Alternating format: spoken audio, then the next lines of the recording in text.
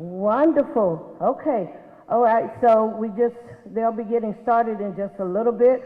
We want to welcome you to GC3 and thank you so much for just caring enough about the community and caring enough about yourself to be here. So we're honored that you're here to get the information that you need and all of that. All right? God bless, and we'll see you later.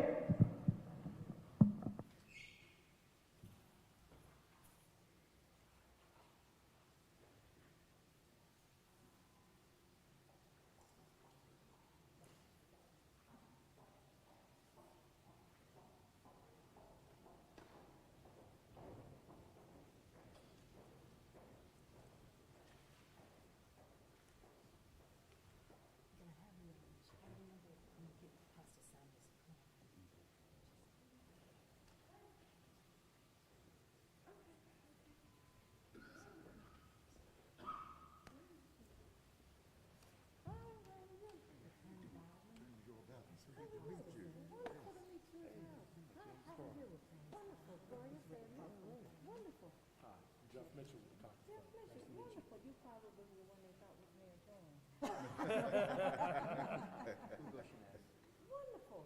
I don't know how to pronounce that, but yes. Wonderful. Just call him Hugo.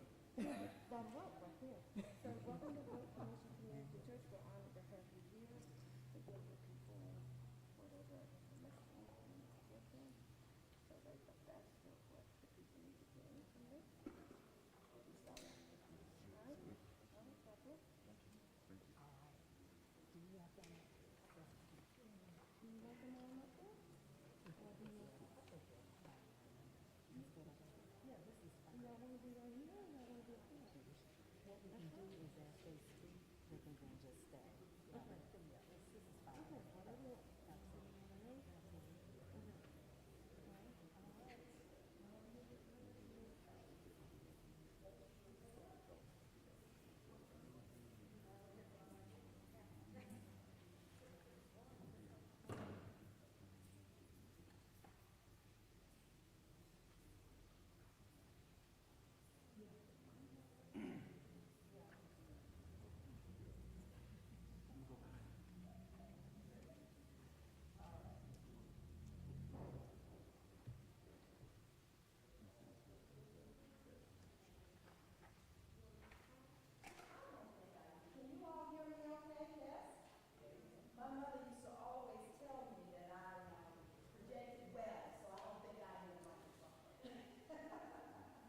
Thank you all so very much for being here this evening. My name is Tanya Wiley, and I am a Winston-Salem resident, just as you all are. This is my home, one that I love. I've been here for many, many years. I'm north of 50. I don't mind telling my age. I've got a birthday coming up in March, so I'll be 53 years old, my birthday. And I've been in Winston-Salem, in this city, since I was 15 years old. So this is home for me, and a city that I absolutely love. And so I received a number of phone calls. I have a consulting firm, and folks know that I work with lawyers from around the country, very good lawyers, notable attorneys, individuals who have handled multi-million and even billion-dollar cases. And so, people just automatically call me because they know the work that I do. And they reached out and said, listen, you are aware of the fire, what happened at the Weaver plant here in Winston-Salem. I said, of course, everybody's aware. And so they said, well, listen, we want you to help us, to help our community, by bringing in some of these high-powered attorneys that you work with. And so I received multiple phone calls, and after receiving multiple phone calls from business owners and residents, decided to go ahead and rally the troops and bring some folks in so that we could answer the call. And so that's why we're here this evening. We know that many of you, and I just want to say that for those of you who have been displaced, for those of you whose businesses have been shut down for extended periods of time, I want to say to you that I am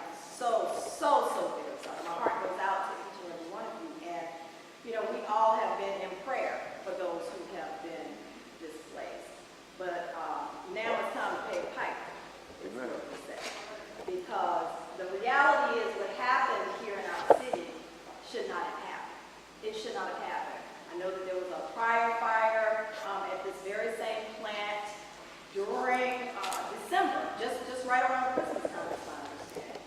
And so it shouldn't have happened again. They should have figured out what was going on that would have caused this fire so that it would not be a repeat of what happened in December. Well, lo and behold, not only was it a repeat, it was far worse and could have been even worse if there had been an explosion. So again, we are here this evening because we want to just open up the lines of communication, again, with those who have reached out and have questions. And so I'm not a lawyer, and so as opposed to my continuing to try to answer questions, I thought it best to bring in individuals who know what they're talking about when it comes to the law. And so that's why we're here this evening. But before we get started and really jump in, I want to do things decently and in order.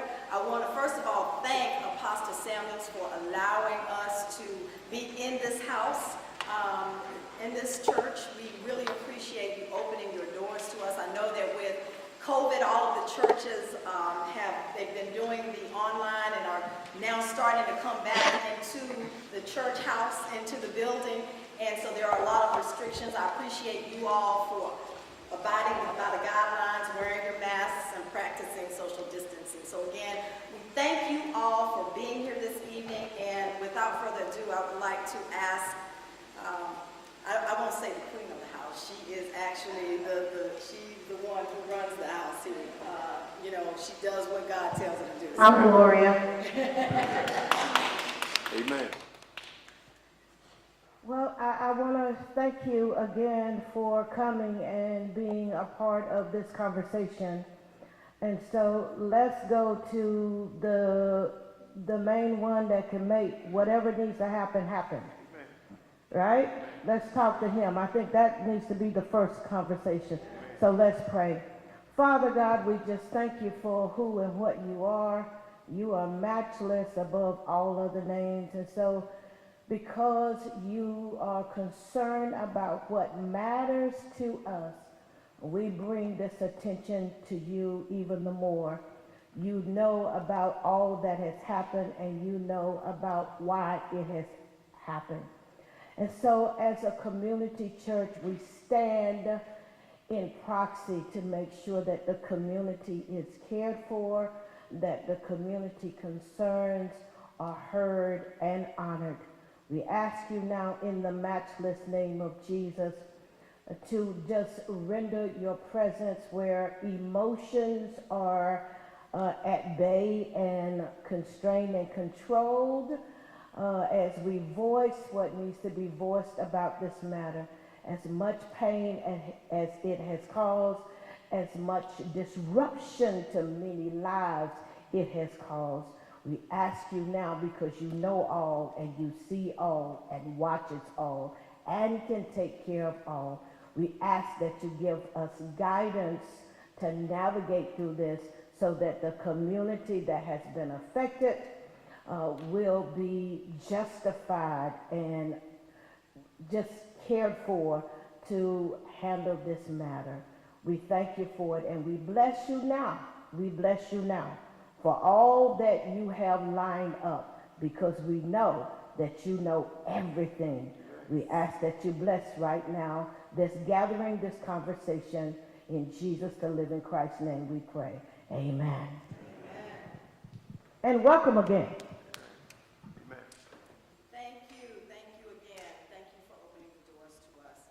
So at this time, what we are going to do, we would like to open up the floor to the community voices, those individuals who are here and want to talk a little bit about and share with legal counsel just a little bit about what you have experienced as it relates to the Weaver plant.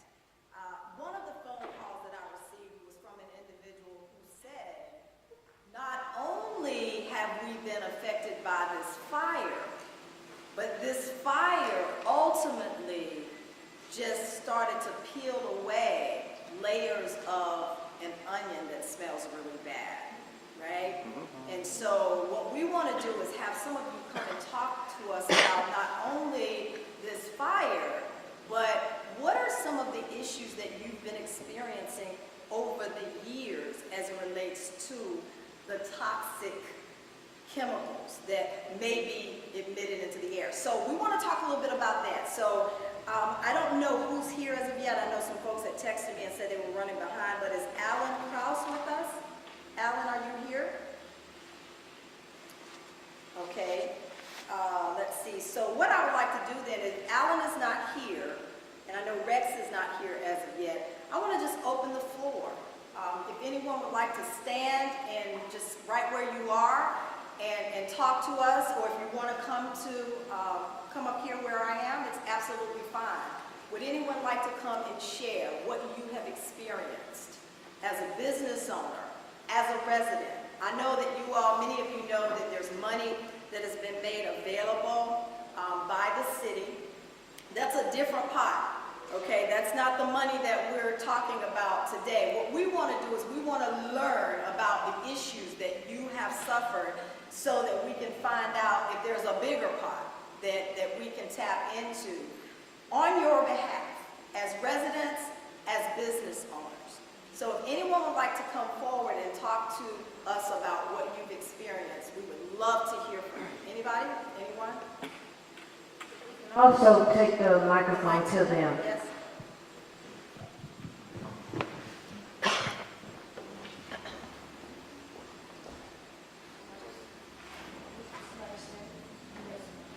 Thank you.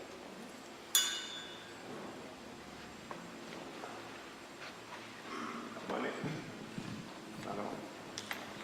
Not on.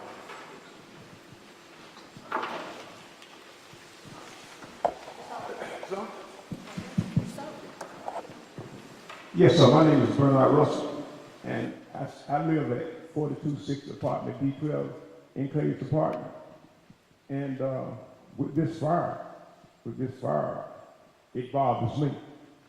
And so Saturday, I fixed me a salad, and after I ate the salad, all of a sudden I threw up.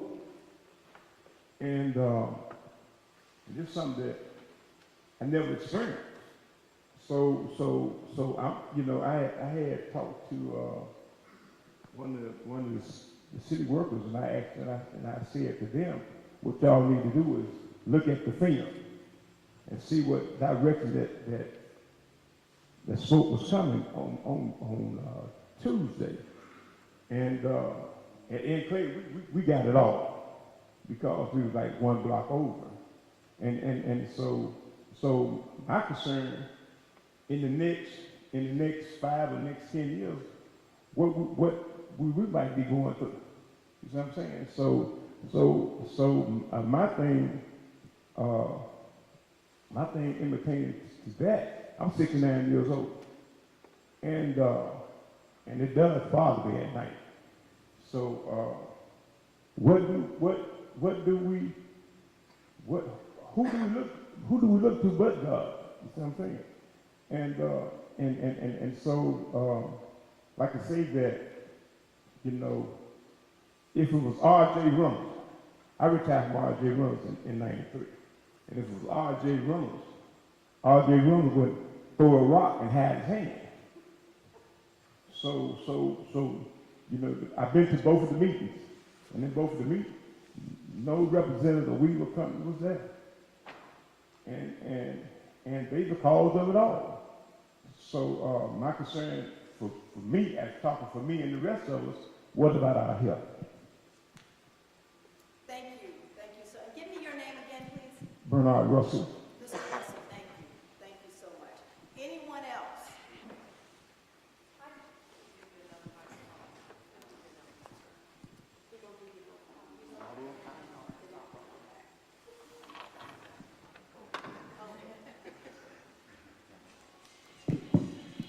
Thank you for the reminder. Good evening. Get the holly.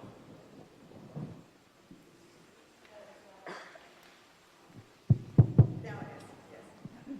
Good evening. My name is Lamar Carey, and I live on Elm Drive, 307. And I'm a resident here. I think the item that bothers me most about the situation was the gravity of the situation was not really communicated until after we were allowed to go back into our homes. We were encouraged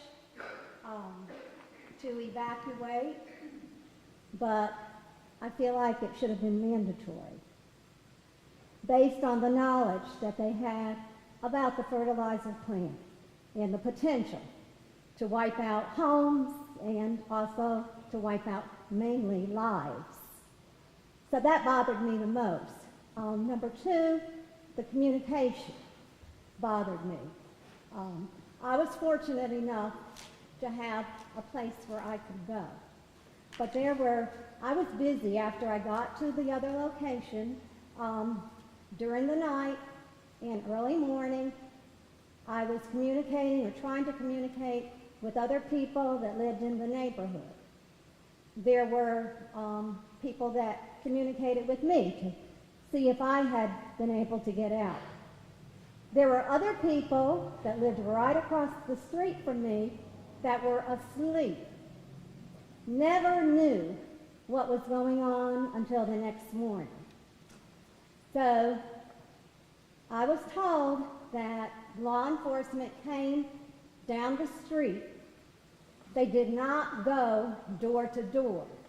They were out there. I don't know if they had speakers or what, but some people in the neighborhood were not even aware till the next morning of what was going on. And that bothered me tremendously. They could have lost their lives and not even known why. So the communication. Also the communication as far as notification of when you could go back in. Some people got calls on their cell phone. I did, but it was like after the fact. And, I expressed in one of the other meetings that, everybody may not even have access to a cell phone, or maybe they didn't watch the 10 o'clock news. That's when I first was aware of the situation. But everybody doesn't do that. So those were the things that really bothered me the most. Also, I sort of felt like, I wanted this situation to be treated fairly, because I feel like that if there's a potential for it to be biased because where the location is, and also I just want it to be equitable across the board as far as what would have happened if it had been in another area of town. Let's see if there's anything else. Oh, also, the after effects. After effects may not even be immediate. Could be 2, 3, 4 years down the line. I know in one of the first meeting, there was a lady that talked about her soil and about the effects on her soil, the ash. And, we're just told that, by seemingly experts in the field that, everything is fine. But we don't know.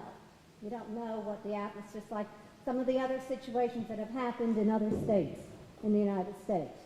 Whereas upon further investigation, they found out, yes, lead in the water or whatever, it's just, so, just to call some experts in and say, everything is fine.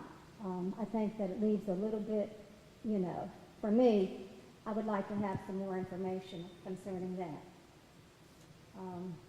The businesses, I don't have a business, but just think about all the businesses in the area. And, they were told that under the law, according to the city, that they could not be covered. As to why, I don't understand. I'm not an attorney. But I thought, these are businesses that serve this community especially. They should have been in the forefront for receiving funds, whether it's from Weaver or whether it's from the city. So that bothered me a lot. Even with the report from after the city council voted that this money, be given. Okay, well, what are the specifics on where do you go? How do you get it? it wasn't really explained. You had a little short piece on WXII saying that, what is it, the experiment in self-reliance. They were going to be allocating the monies. But how many people know about the experiment in self-reliance? You know, when do you go there? What do you do? There's not any specifics being given. Now, there may be some people that have already been contacted that signed their names and telephone numbers. I don't know that. I know that I put my name until I have not been contacted by anyone. So those are just some of the concerns that I have. Thank you. Thank you. She covered quite a bit, so, you know, if there's anyone else, and to her point, I want to make sure if you all did not sign in, I think you got everyone to sign in, make sure you sign that sheet. You all have, and I see you want to speak, so give me just a second. No, you're going to be able to speak. I just want to show you all the agenda that you have. There is a QR code at the very bottom of this agenda. And those of us who are, my daughter had to teach me how to use this stuff, so if you're not tech savvy, we will have some regular forms for you also.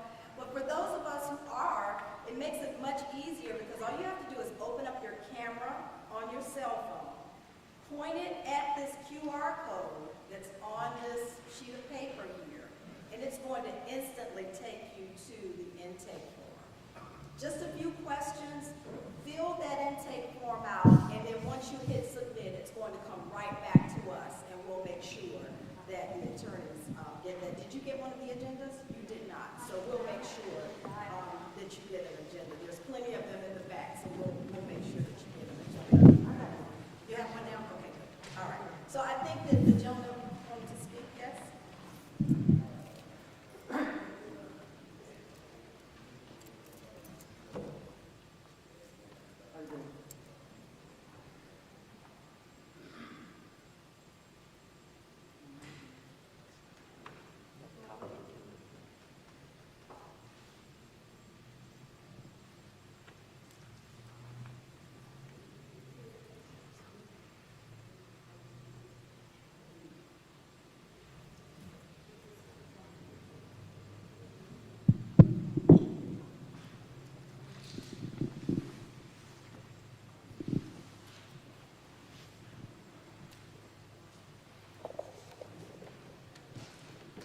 Good evening.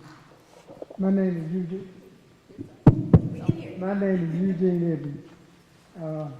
I stay at 3802 Cherry Street, and I work at Ashley Furniture in Advance, North Carolina. And I was at work one night, and my wife called me about 10 o'clock, and she told me about the fire. And I could tell by her voice that she was afraid.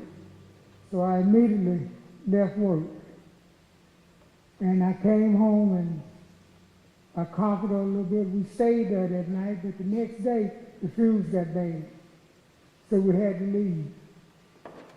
We went somewhere else and stayed until they cleared the area for us to come back in. But what I want to know is, I know this meeting's supposed to have a purpose. Like I know, I hate to say it about the city, I retired from the city. But sometimes they don't want to hold up to their end of the deal. Amen. Like, I had an incident, and I have photos, dates, and everything. And I reported it to the city attorney, the claims department. All of them pushed it off and said they can't do nothing about it because it wasn't reported before. What it was, I hit a manhole sewer lid, damaged my tire, busting the tire, bent my rim. So they weren't going to be responsible for none of that. See, like I said, I retired from the city. I used to work in sewer and water. I know that they have a thing called ramnet that they can put on these legs to keep them stationary, keep them in place. But this one came off. I took pictures of when it came off, took pictures the next day, somebody else hit it, it come off. They didn't do nothing about it. And I'm saying, this meeting, are they going to do anything about this? Why we can voicing our opinion when they're just blowing up in the air and the wind and dust? So if that's a question, and I see that Alan came in. Good to see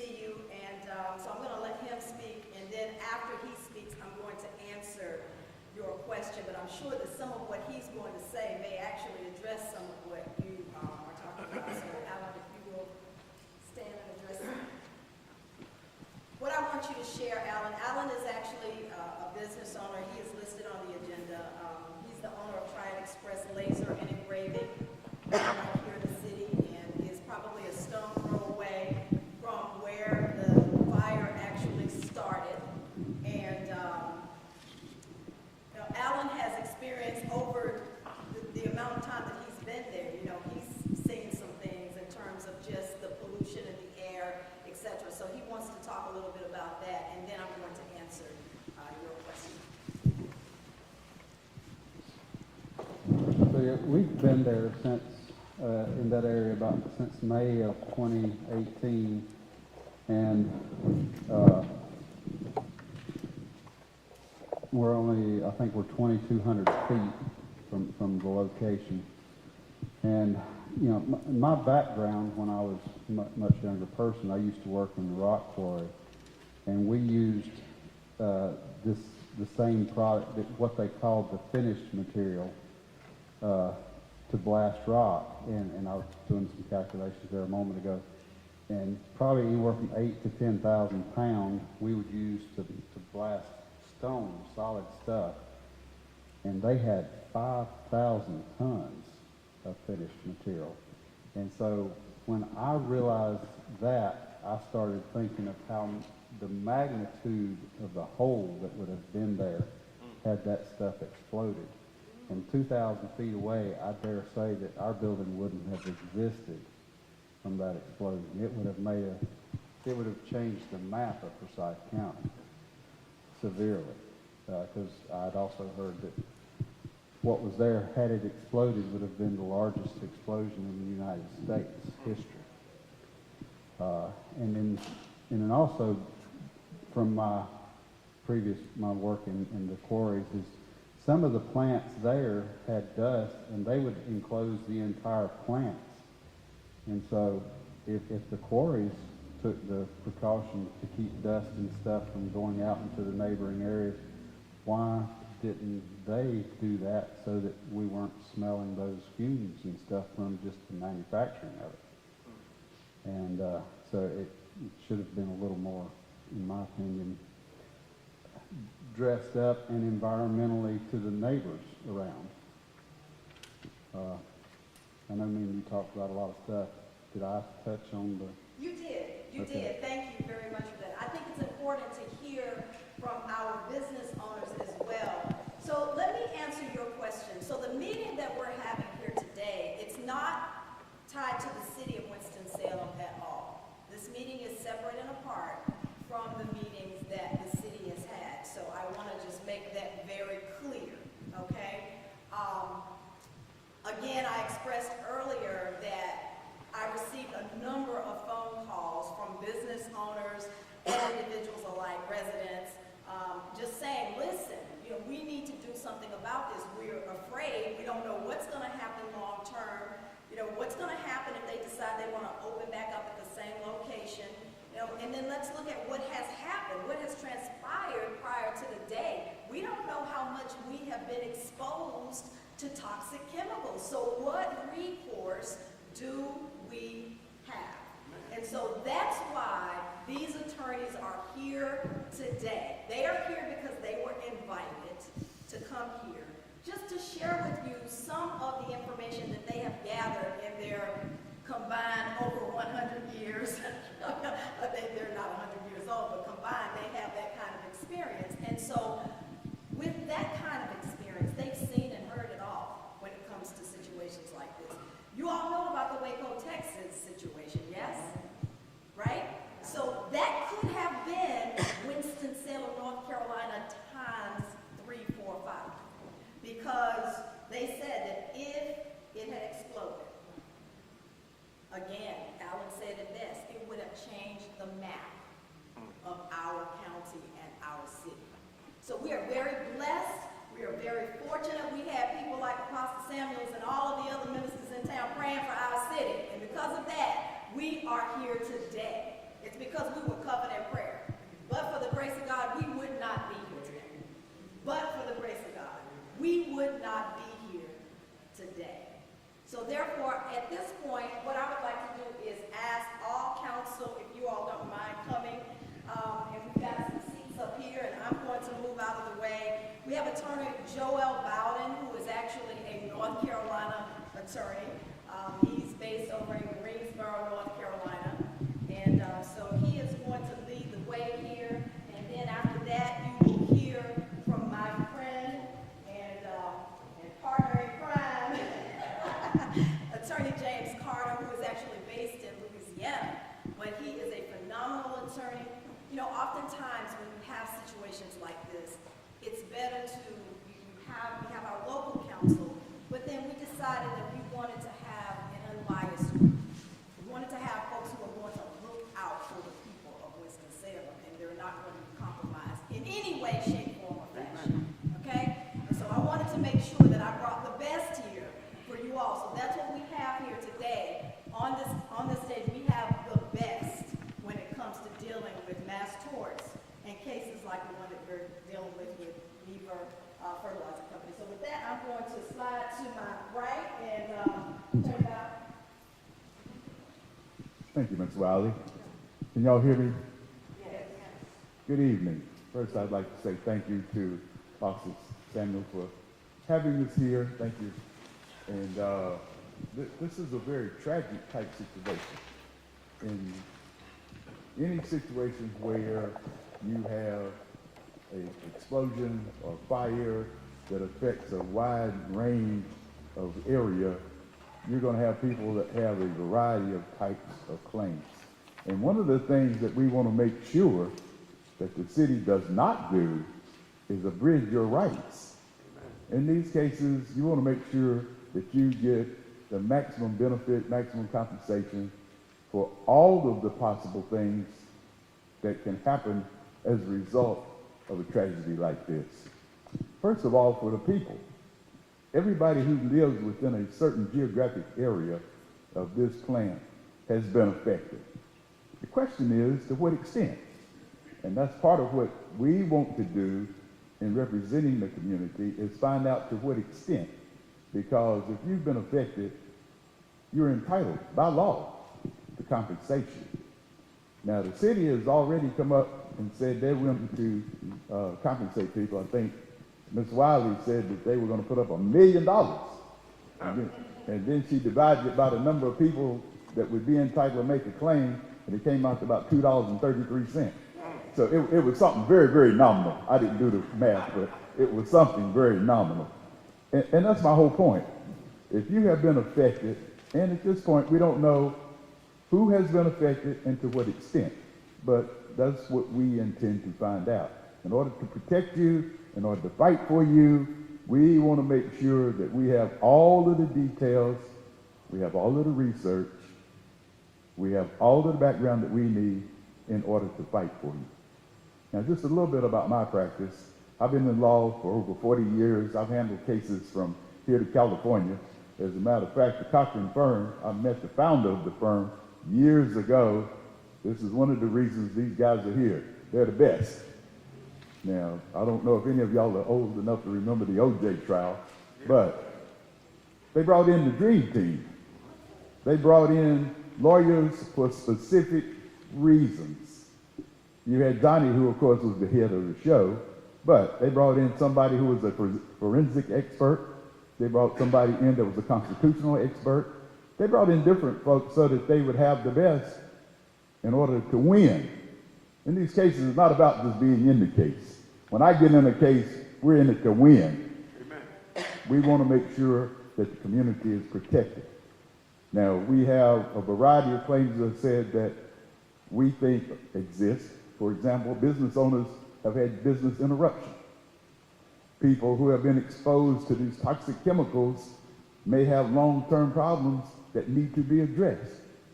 We don't want the city to sweep this under the rug. We want everybody who is responsible to step forward. It may not be just the Weaver organization.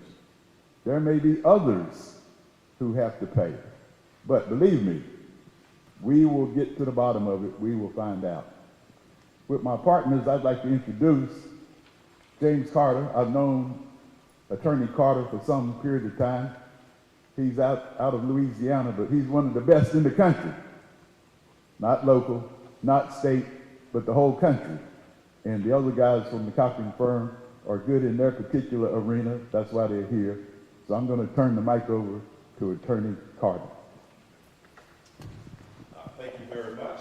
I'm very honored to be here today, and I want to first give honor to God. We are in the house of the Lord, and I always, no matter where I'm in the country, I always say this: if I lived 1,000 years, I couldn't thank God enough for my parents. Amen. Because without my parents, you wouldn't be able to do anything with it, right? Amen. So, very, very, very grateful for my parents. I want to thank Apostle Samuels. Where's Apostle? I saw it a second ago. Where's Apostle? There's Apostle. She's trying to taking care of business. But I want to thank Apostle for inviting us in and allowing us to present at your church. Of course, I want to thank the great Tanya Wiley. She's like Maxwell House Coffee. You can't leave home without her, right? And certainly want to thank Mr. Bowden for inviting us in to just sort of share a little bit our perspectives on this matter. This is an informational meeting here, and Mr. Bowden being local counsel here, located out of Greensboro, we're just very, very grateful. I have two of my partners here. I have Jeff Mitchell here, who is actually an individual who was actually chosen by Mr. Johnny Cochran himself, one of the top attorneys in the country on a variety of measures. And we also have one of our other one of the most brilliant attorneys in the country, Hugo Shanaz, is also here. And I don't appreciate him outdressing me tonight. I wore my best double breast tonight, and he got me covered again, right? But look, anytime I present to individuals from North Carolina, there's always a battle with who makes the best food, the folks in New Orleans or the folks where I'm from, or North Carolina. What's your opinion on that? North Carolina. Mr. Bowden mentioned a variety of different types of potential claims. It's a general matter. Again, this is informational. It's just sort of concepts that may have affected you all in different ways. He mentioned business property interruption claims. He mentioned potential personal injury claims by which these chemicals spewing from the plant in that way. He mentioned property claims. He also, there's dislocation claims, etc. These are general concepts that may have affected you all in various ways. And again, as an informational meeting, we wanted to hear from you all, hear what you have to say, and also just sort of share with you all what those concepts are, how those things work, etc. Just as a general matter as we receive information from you all. So this is an informational session. It is not a legal advice session we have right here. So what I would like to do is also allow my partners an opportunity to say a few words based upon what they heard and based upon what we think may be some general concepts that you may be affected by. Good evening. My name is Jeff Mitchell. I practice law in Louisiana with Carson from New Orleans. As James said, first of all, I want to say I'm really sorry to have to meet you under these circumstances. We meet the greatest people under the worst circumstances, and I'm sorry that I have to come to your community because this has happened to you, and you have been greatly aggrieved by this injustice. And so I apologize to you. I wish that we could meet at Sunday service instead of a situation like this. In 2002, I met Johnny Cochran. I was fortunate because his wife, Dale, grew up in New Orleans. And so when Johnny started the firm, and Johnny, after the OJ case, he was going to go do court TV, and then he decided that he was going to open a national firm because that's what he wanted his legacy to be. And so there was only like 3 other firms at the time, and Johnny handpicked all of his partners because it's his legacy. It was what he was about, and he didn't want his name tarnished for all of his hard work. So we were approached back in 2002 when he was trying a case in New Orleans with a little girl who fell underneath a streetcar and had her arm cut off. And I'll never forget the case because I got to see him in trial, and he asked the jury at the end of the day for $42 million, and they gave him 51. And he was embarrassed. And he said, Jeff, that's never happened to me before. They gave me more money than I asked for. I didn't ask for enough money. But I had the privilege to travel with this man, and he was the most humble person you would ever meet in your life. He is not like what people portray on TV, that he was arrogant or overbearing. If he saw you on the street, he would stop and talk to you because he was genuinely interested in what you were doing and what your story was. He was fascinated with people. And so he's always had a watchful eye over how he developed his lawyers, how they stood in his light, and how they were trained under him. And, you know, he has a saying that lives on in our firm now, and it was this: preparation, preparation, preparation. I expect all of our attorneys in this firm to always be prepared. So that's why we're here. We want to understand the information. We want to hear from you guys. As you can see just from the people that spoken, you know, Mr. Russell, Ms. Perry, your claims might be different. There's a diversity of things because it affected everybody differently. And so I encourage you to fill out these intake forms so we can gather your information, we can know your story, we can know what's going on, and then through Mr. Bowden, our local counsel who's licensed here, we can help advise on what potential causes of action you have or the potential claims and how they might affect you. So, but we wanted to introduce ourselves to you. We want to let you know that, you know, we're a nationwide firm. We travel where there's injustice. And injustice anywhere is injustice everywhere. So we're here to hear your stories. Encourage you to write the pages out. I'm going to turn it over to my partner. One thing I do want you to know, Mr. Chenez, we have a very diverse practice. Mr. Chenez is born in Mexico and is fluent in Spanish. He's bilingual. In fact, Spanish was his first language.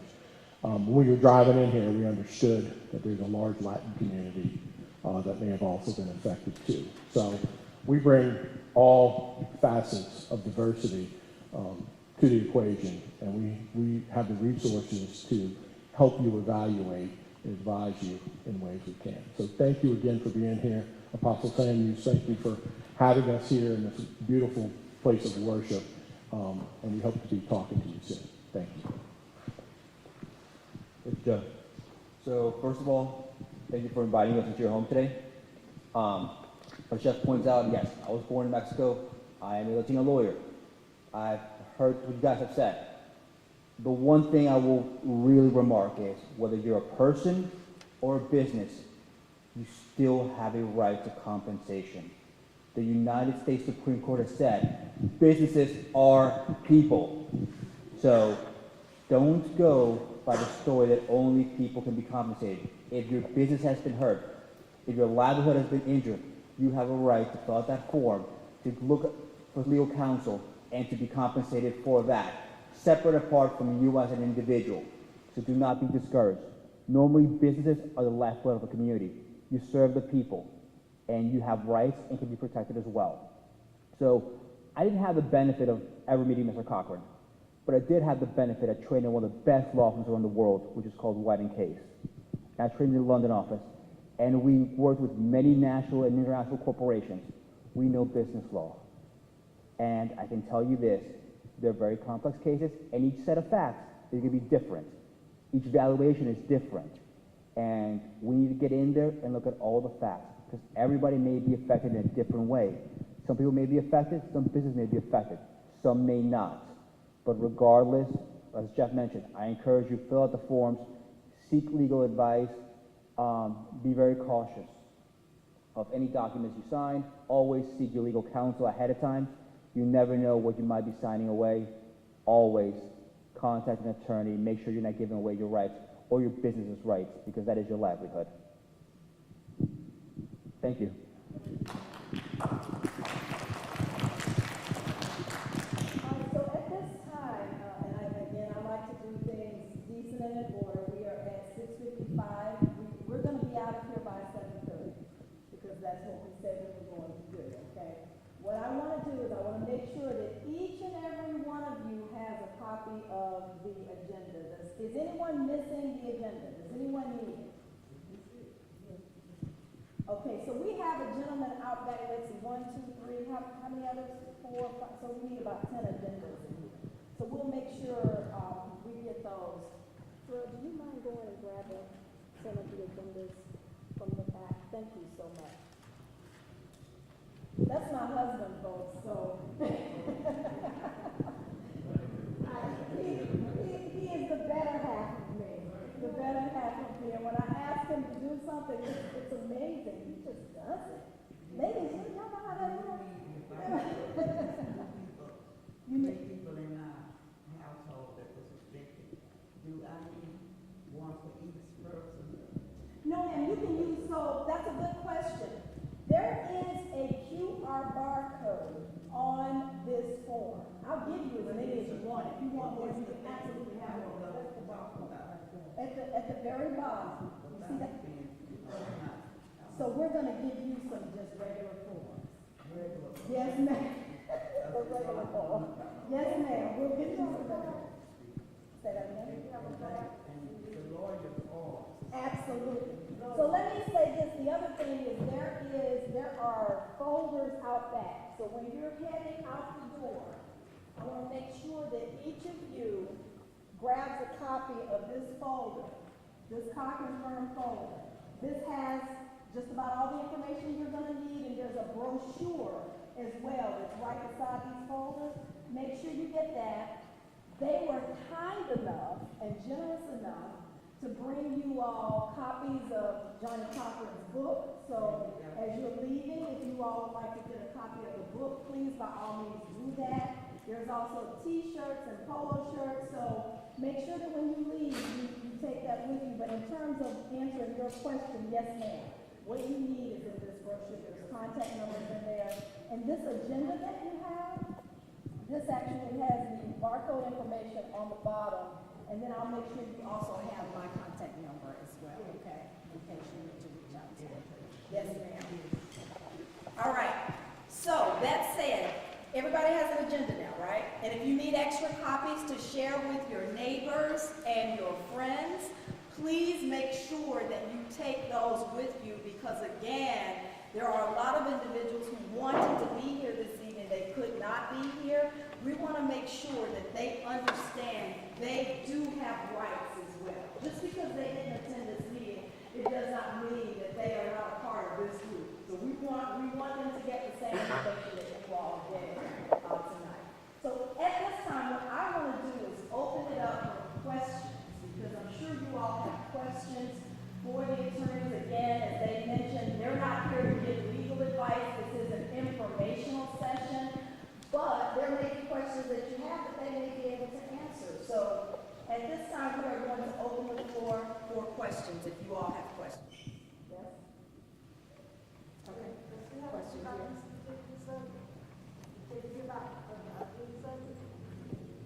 As long as it's related to me, absolutely. Yes, ma'am. Yes, ma'am. Yes, ma'am. Yes, ma'am.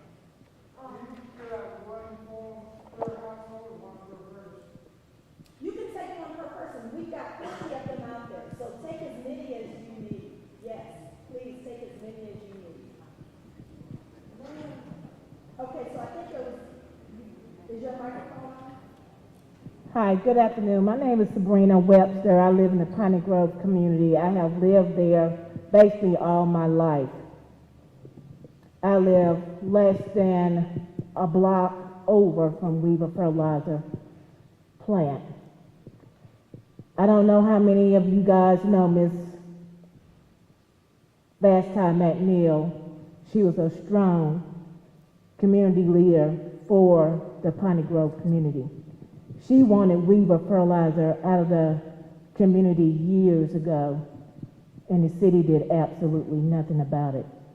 I'm here, my question is, if you are with a law firm already,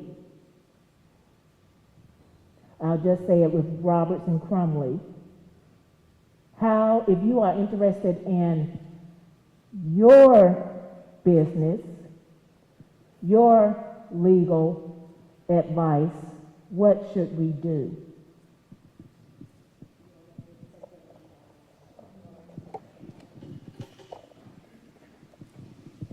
In North Carolina, the law firms are required to have a clause that says that if there is a difference of opinion, or if you decide that you want to do something different, they have to let you out of the contract.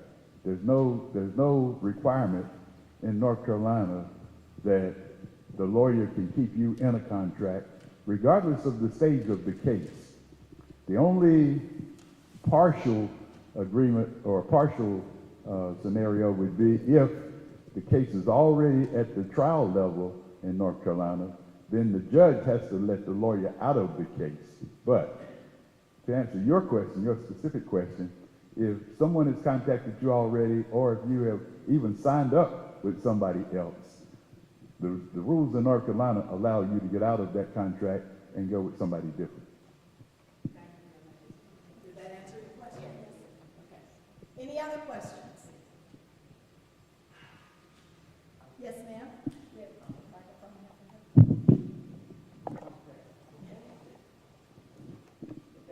day this happened to me, I'm a resident of Winston-Salem, North Carolina. But the day that happened to me, I had went to the bank, and it was about 4 o'clock that evening. And then I left from there and went across from the bank over in the same area. And I didn't know nothing was going on, but when I got home, I was feeling sickly. I went across from there because it was snow going on that week. And I had to get, the car washed across from the bank. And so I went over there, and I was over there for a while. Then I came back, but when I come back, I was feeling funny, and I was sneezing a lot. And I got kind of weakly, and because I already had cataracts off my eyes, and I was going through that. And so my eyes was weak. And I said, well, what is going on? I think it was something with my eye problems, right? With my cataracts, which I hadn't had. I know I'm taking eye drops. And so that day I laid down, but my granddaughter called me from Nevada, and she said, Grandma, she said, did you know there's a big fire going on? Because she be checking, she's out there, but she checked on me in Winston. And she said, you know, it's a big fire going on over in your neighborhood. But I was like, so I hadn't never felt this way, right? And I said, well, I don't really feel like talking about it. She said, but you usually looking at the news, you're not checking out the news. I said, no, baby. I said, I'm not going to think I'm going to be able to look at no news today. I came in, I've been sneezing. I said, something going on with me. And she said, well, it's a real big old fire over here, like that. And so when I go, I said, well, I'm going to have to rest. I said, I'll check that out later, baby, because I just ain't feeling like I've been feeling. And she said, you need to check out this big fire that's going on down there. She said, but I see a fire over there. I said, well, I was over that way, too. I said, I don't think it's, I said, I hadn't been too long there from over there. She said, but I'm telling you, it's bad. And I said, well, I ain't feeling that good tonight. I said, so I'll check that out later. And she said, well, okay. And I said, well, and I went on, and then I went to rest, and I said, I got to take my eye drops, today by 7 o'clock. And so I said, I get my eye drops. I said, I'm almost too tired to eat my eye drops. Baby, just let. And she said, well, so I went to take my eye drops, and that next morning, I slept longer, but I woke up. My eyes was glued, like they were stuck. They never been stuck together. And I had to, it was stuck. And still didn't want to wear the news or nothing. because I used to look at the news with that. And I fixed my news that next morning, at 6 o'clock, the news came on again. And I said, well, what is going on? I said, that's what Nigel was telling me. He's telling me something that's going on. I said, that big fire, I said, I was over that way. I said, I wonder if this got something, you know, I'm thinking if this had anything to do with me going on like that, so. And then after my eyes, I stayed like blue for a few days like this, you know. I didn't even, and my son and my grandson, they live with me too, both of them work. And I was telling them, but one of them was kind of talking. But they be on the go all the time. And my other son, he works in Turnsville. They be on the go, and they don't want to. I said, I think there's something going on with my eyes. I said, you want it to? He said, coming from that fire thing? But they, you know, I mean, they weren't concerned. They were just like concerned about what they were doing. You know, if they weren't concerned about this, what was going on in the area, like, you know, more like what I was seeing on the news and everything. And so I just kept on, and I went out, I kept going out. You know, I kept going out because I had to stay there and get ready to take care of myself. Because I had cataracts out, and I was taking the eye drops, and I had certain times I could take them in the morning, you know, like that, take them in the evening twice a day. And it had affected my eyes. And I kept saying, I think this stuff affected my eyes, and they looked at me like, there she goes, something else, you know what I'm saying? So they weren't really paying me that much attention about what was going on with the pollution. Have you had an opportunity to go to the eye doctor to have I that got an checked? appointment for the first of the month. I already had an appointment, but see, they hadn't done my other eye yet. Okay. And so I didn't really say nothing. I didn't want to go to I didn't have nobody really to go with me to the doctor. Because with your eyes, you got to have somebody go with you to go drive back. And so I didn't have anybody to go with me because one of my sons, he was talking.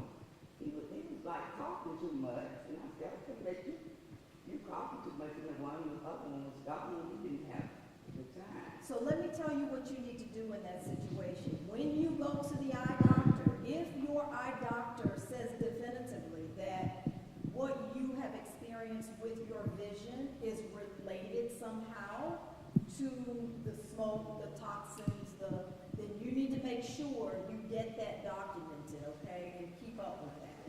Yes, ma'am. My name is Cynthia Woodward, and I live right down the street on 14th Street and 14th Avenue. My grandson came knocking at the door to take me away because I wasn't looking at him. When I stayed there because I hadn't seen him. But when I woke up, I stayed there. They ran me for it. I'm legally blind. Okay, I can't see anything with my glasses on. But for about 2 to 3 weeks, I'm just crying. Okay, and I'm still crying now. Now I'm supposed to put eye drops in my eyes every day, but I'm still having problems seeing. I'm having to wipe my eyes, so that's the problem that I'm having. It has something it affected my eyes. Right. Because I didn't have the problem. And it sounds like then that may be an issue if a lot of folks are having problems with their vision. And that sounds like what you were talking about, that you may have a conglomerate of individuals that are suffering from the same condition. So make sure you document, take notes, keep up with what's going on with your health. Nobody's going to keep up with your health the way that you can. And then I also have this problem. And was this cough something that you were experiencing before? So keep again, document. I see a hand back here. Thank you for coming. Make sure you sign that sheet if you have not already done that. Yes, and if you have the barcode, the QR code, just take your camera and it'll take you right in on the phone and you can fill that intake form out, and that way we'll know how to get back in touch with you. Over here to the left, yes. Tanya, can I just speak for a second? Absolutely. on that point that you brought up, when you go see a doctor, always explain to the doctor what you were exposed to. A lot of times when we go see doctors, and we're the worst at it too, even as lawyers. Hey, what hurts? I feel fine, I have cough. Anything different? No, it's fine.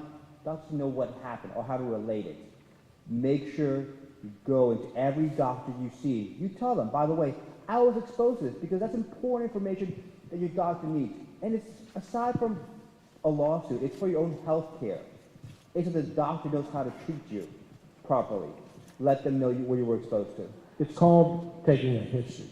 And in the law, a doctor makes a causal relationship between your condition and an event through what's called a history. So when you go talk to your doctor, he always takes a history from you. And I have to go with my wife because she's a terrible historian. And then the doctor's like, well, I don't know what that is. I'm like, well, but you did this, this, and this. Oh, yeah, I forgot to tell him that. So the only way, because the doctor wasn't there, and hopefully, you know, if you've seen the doctor before, he's going to have documented in his records that, you know, you didn't have this problem before. But you need to tell him that. You know, he's going to have, did you have this cough before? If you did, tell him that. If you didn't, tell him that. But he needs an accurate history, because that's how they make a causative link between an event and your condition is through your history, because they weren't there. So it's really incumbent upon you to be as informative as you can, be as specific as you can. I mean, this woman was fantastic. She was very descriptive about that. And you can put that kind of stuff on your intake form, but you need to be as descriptive to your physicians so they can understand. And what ultimately may happen is what we saw here tonight is a pattern forming. You know, a lot of people having the same eye stuff, and all the doctors are now looking at this. And when a doctor sees, you, Mr. Russell, or you, Miss Perry, and saying, wait, you know, they're all in the same community, they're having the same thing. Now they start putting the picture together as opposed to just one person. So just give them as much information as you can. Don't assume that the doctor's just going to know what happened and can relate it. It's going to be up to you to give them your proper medical history. I'd like to know, what guarantee do the community have to know that this will not happen again? It happened one time before, and nothing was done about it. Is it going to be that way this time? Something needs to be done about this thing. It needs to be moved. And somebody needs to have the cause to move this thing, because it's in danger. Not only what we live, but what everybody else lives. 60 tons of something that could, it'd be like a nuclear war go off. You gonna still let him stay there? That's gonna be the same thing. He's not. Who's gonna fight this man to get him out of here? I'm not concerned about this little thing about my hip. I'm concerned about her. He needs to be moved. Well, thank you. What is everybody gonna do about that? He needs to go, and it looks like he's still right back in this, because they have moved the blockade, and trucks are still running up in there, moving stuff in and out. So who's gonna talk? Get them out of there? So what we're doing, and thank you for that, I feel your passion, and again, like my partner said, it's really a shame that we had to come up here and present to you under these circumstances where we're in the house of the Lord. We'd rather hear a good sermon, you know, rather than having to respond to what happened here. This is an informational meeting whereby we are trying to receive information, the type of information that you're sharing, so that through Mr. Bowden, who's local counsel here, who invited us here, and the community invited us, and Tanya Wally, and et cetera, and the apostle was so gracious enough to allow us to, in the church, to find out what, if anything, can be done, all right? But one thing we don't do is make guarantees. We wouldn't be honest with you on that. It would be dishonest to make a guarantee to say what's actually going to happen. So what we're going to do is do our due diligence based upon information that we receive, and then therefore present back to you what we believe can be done, and the likelihood be done. Okay? You know, you got another information. I heard them saying all over the television how much stuff that he contains in that building. What else do you need to know that he's got some deadly stuff that can endanger so many people's lives and nobody's doing nothing about it? Yeah, again, we're going to receive information, do our due diligence, our investigation, and and be able to present that back to you. There are three elements, general principles of law that we have. There's something called liability, where an individual does you something wrong, right, and you can prove that's wrong. Then there's causation, which is what my partner was talking about in terms of making sure you document that in case of the eyes running and the eyes being shut, you document that, and then you bring to the doctor and say, look, doctor, this particular event happened on this particular day, and resulting from that, there's a causal relation. You got to prove that causal relation. You got to prove it in a court of law. And then lastly, damages. Damages means how much is gotten, what type of monetary reward can be gotten based upon that. As lawyers, and again through the guidance of our local counsel here, have to figure out whether or not all three of those elements are in place and be able to prove it in a court of law. And so we can't tell you what is going to actually happen. All we can do is take the information that's given and then give you our opinion through Mr. Bowden as to what the likelihood of success is, okay? But what I'm trying to say is, been all over the news what this man is playing in that building. So much stuff that destroys communities and communities. What else evidence do you need to stand up against him when it's been nationwide what he does there all the time? And it's been there for years and he still got it there and not trying to get rid of it. So one of the things that happens in a lawsuit, and this is throughout the world, is there's a phase called discovery. And in discovery, you're allowed to request documents, ask questions, and take depositions under oath of witnesses. And through that discovery process, the lawsuit's filed, what has been going on there and what went on there on that particular day, we would be entitled to discover. So we could ask questions of people under oath, and not just him, of everybody, what's been going on. Produce documents to us. What did the local Department of Environmental Quality determine? We can subpoena records and get to the bottom of things. So we're here as an informational thing because we need to gather information from you. But the lawsuit's discovery process will allow a lot of those things to be shed to light, and then various actions can be taken depending upon what comes to light. But there is a legal mechanism throughout the country. And again, we defer to Mr. Bowden locally as our local licensed North Carolina attorney, but as I'm sure he will tell you, there is a discovery process where we can ask those questions and get those answers. Lawsuits are good. Money is good.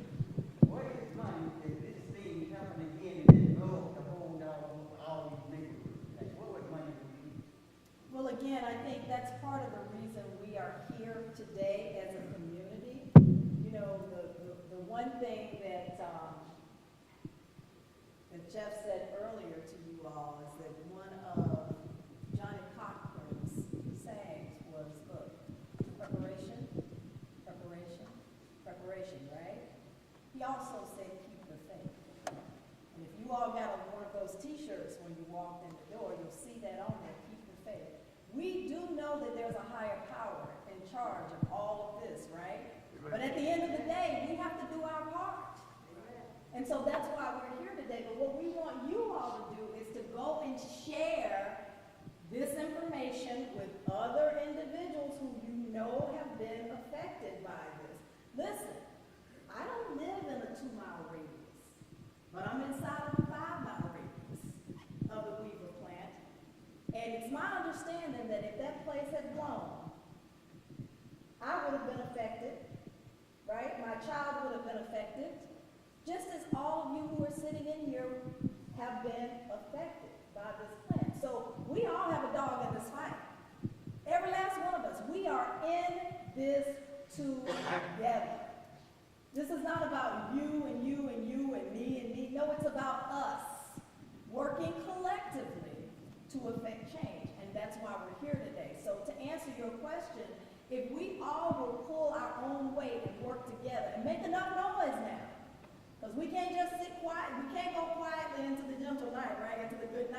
gotta make sure that we fight. That's the only way that we can affect change, is to fight. And so that's why we're here. And that's why we've got the best attorneys in the nation sitting right here. And they're ready to fight with us, but we gotta make sure that we do our part as well. Yes, sir. Like I explained before, I worked for the city of Winston-Salem, water and sewer, and I know the effects when we have a spill on sewer, the effects that it has when it hits the creek, when it hits spring water. What about the runoff from this plant? That's not only affecting the island, but it's affecting a great deal of people in Winston-Salem. Is the water contaminated or what? That's a very good It is a very good point, and it is something that we need to look at, because you're right. Air is one thing, and it can be cleaned up. Water is a whole different ballgame, and water flows everywhere and can be in all kinds of communities. And Tanya, it's not, 5 miles ain't gonna be far enough away if it's in the water. Okay, so these are questions. These are things we want to hear from you. We want to know from the community. What are you experiencing? Fill out these forms. And if you fill out a form tonight and 3 weeks from now there's another issue, fill out another form. Tell us. Supplement what you're talking about. We need to know. We need to hear from you. You are in this community. You are the ones that are suffering these issues. We don't know except from you. So it's going to be important, as Tanya says, that you're documenting. Keep a journal. Keep a daily piece of paper. This is what happened. This is what's going on. Today the air was bad. My eyes are itchy. I'm coughing more than normal. I can't breathe right. Keep journals like that, so when you go to your doctor, you can explain it to him, but we can also see a progression. Are people getting worse? Is there issues with the water now that it was originally thought to be air and now it's in the water? So document what's going on and help us help you. And he just made a very good point as he talks about the air. I want all of you to really, really take a good look. You may want to have someone to come in and look at your air filtration system in your homes, because you got to know that those toxic chemicals are all in your vents. Oh, yeah. Right? So that's something to be concerned about. And your cars. That's absolutely correct. Absolutely correct.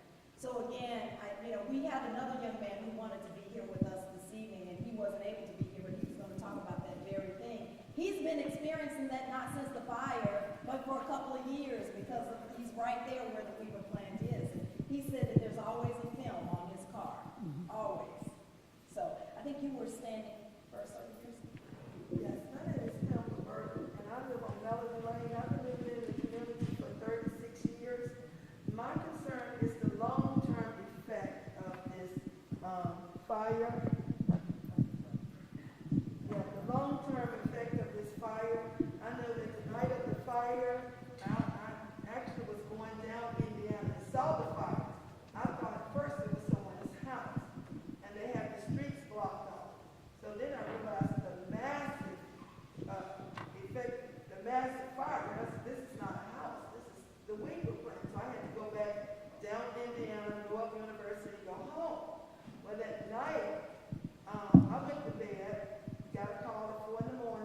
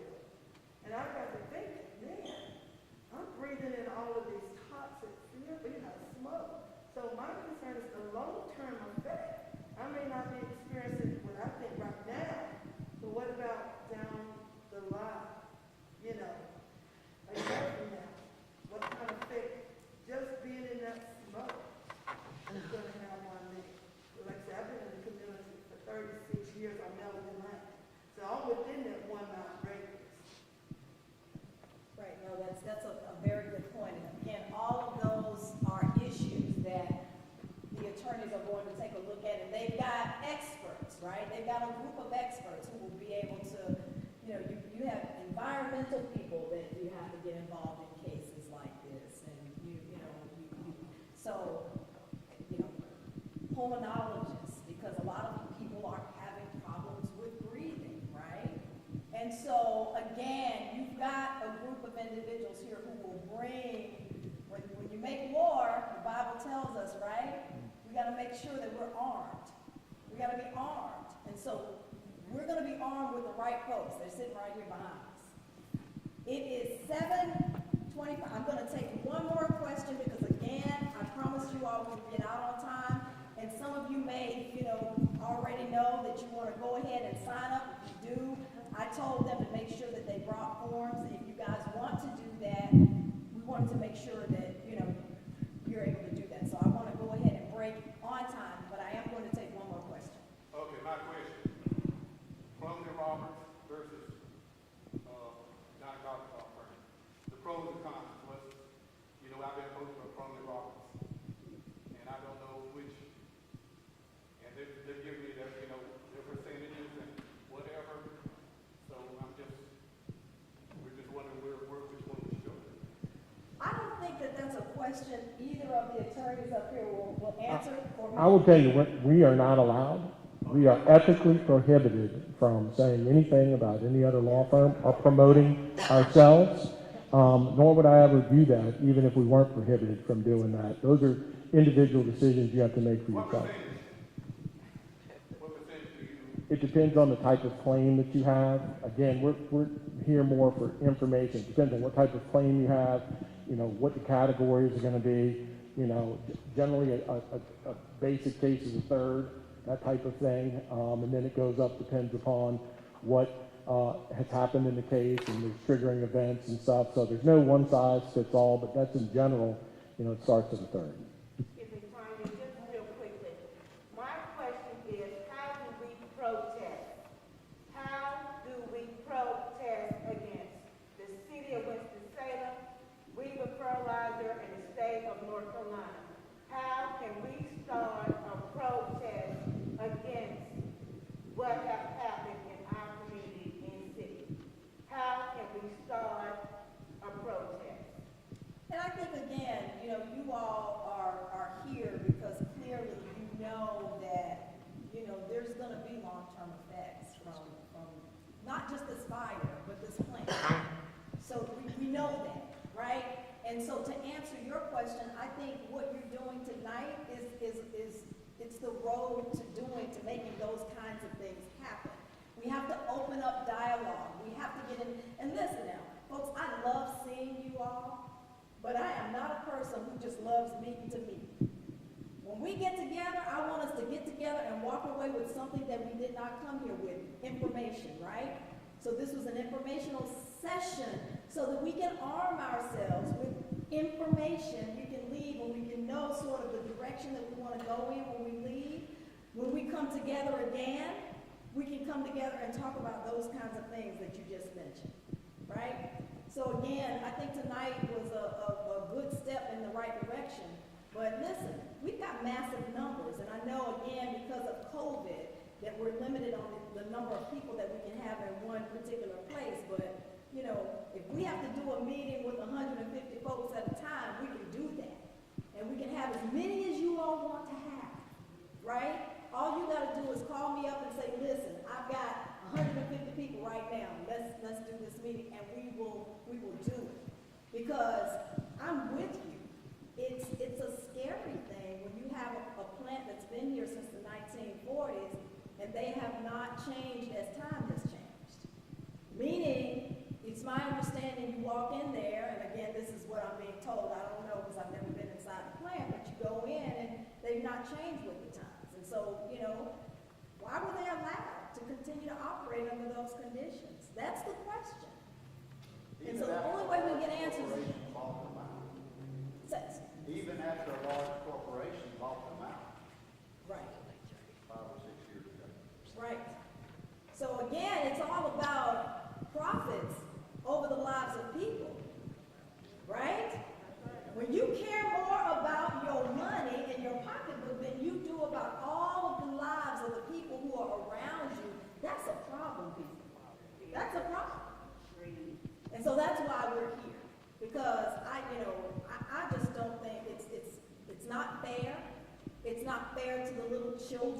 the area. You know, kids who, you know, down the road, we may find that they're having some issue that's directly related to this fertilizer plant. They knew, they were sitting there with all of these dangerous substances. They knew that, and they continue to operate under those conditions and didn't correct problem. Fire in December. A fire in December. It goes back even further than that. See, and you would know. You would know because you've been there a long time. But a fire in December should have told them that whatever problem it was. So why were they allowed to continue to operate under those conditions? Why? So again, you know, as we continue to peel back the layers of the onion, right, we're going to find out more and more and more information. But the only way we can do that is to have investigative folks like yourselves. So we need you all talking to your neighbors, talking to your friends, talking to other business associates. Find out what they know. Because that is, again, as we peel back the layers of the onion, right, that's how we can build a case. That's how we can build a case. And that's how we can protect our little babies. Well, look like he's not concerned. He's got plenty of money. And he don't care about it. He don't know. All he care about is making more money, more money. Who you hurt, that brother don't talk to his mind about the intention is not really to hurt nobody. But his intention is to keep making money. But he overlooks his issues that he should consider. Right. The lives of human beings. Right, absolutely. And that's what we want. He should consider. Yes, sir. And that's what we want to make sure that we address that. Terry. My name is Terry Carson. I'm on the Zell floors here in Winston. I'm actually less than 50 feet from the people plant. I can look right out my back door and walk onto their property. I talked to Tanya throughout the whole process of the first couple of days because it really hurt me, period, because the next day I couldn't go in and work. And so I got on the phone immediately and called her. And we talked about it and thought ways that you can, you know, can I get into somewhere else to, you know, she gave me counsel to where I can go somewhere else and work until we figure out how we can get you back in your place. But going through that, I mean, here to say that I said I didn't want to go with a Roberts and Cromley or Dunman. And I have gotten calls. I have got calls at 11, 12 o'clock midnight asking me, hey, you need to come in the office and have a talk to us. But you know what? I don't want to talk to no one here because just like you say back there, you don't talk to the city and people here over and over for the same situation and nothing has been rectified. These people don't know nobody at Weaver. These people don't know nobody in the city. So guess what? I pretty sure think they will fight harder for us. You know, and at the end of the day, your health is involved. Like, I mean, believe it or not, when I did go back inside to my job, guess what? My building inside was still full of smoke because I got a garage door, and like I said, I'm in the back door. And if I went completely out, I didn't get nowhere near some kind of an air into this week. And now it's been going on for 3 weeks. And yes, I have had runny nose, I have had constant coughing. I mean, probably my restless sleep comes from it. You know, this is something that we all gotta ask these guys to fight for it and go do research for us to figure out what can happen to make sure that it don't fall back on us in 10 to 15 years. We laid out somewhere and our kids ain't got nothing to take care of their family for, because that's all we work for is to protect our kids. So, like I said, that's where, I mean, they said we're here for a meeting and to hear what everybody has a problem with and things that happen, you know, just talk to them and let's just see what we can do together and make sure that we don't have this problem. Maybe we put up a big fight, you ain't got to worry about them putting up a protest, they're going to run away. Thank you, Terry. I appreciate that. All right, I said one more, but one more. You know, to be honest, God showed up. This was a move of God. And that's the Holy Ghost, God is true. But if God didn't show up, we all be gone. Yeah, that's true. And I'm gonna talk for me. There are some people that God speaks to. There are some people that God anoint. And he's not happy with this. You know what I'm saying? The Bible says, trust in the Lord with all thy heart. Lean not to thy own understanding. In all thy ways acknowledge him, and he will direct your path. So we're in the house of God right now. So it all goes back to him. Amen. And I'll tell you, and that's a great note to end on, but my partner, my friend, and my mentor, Mr. Johnny L. Cochran Jr., told me more than 25 years ago, the legacy you leave is based on the life you live, and to whom much is given, much is expected. I can't think of any better final parting words than that. Thank you all so much for being here. We appreciate you. They weren't just around the corner. They came a long way to share with you and to answer questions. So again, you all make sure, if you have not,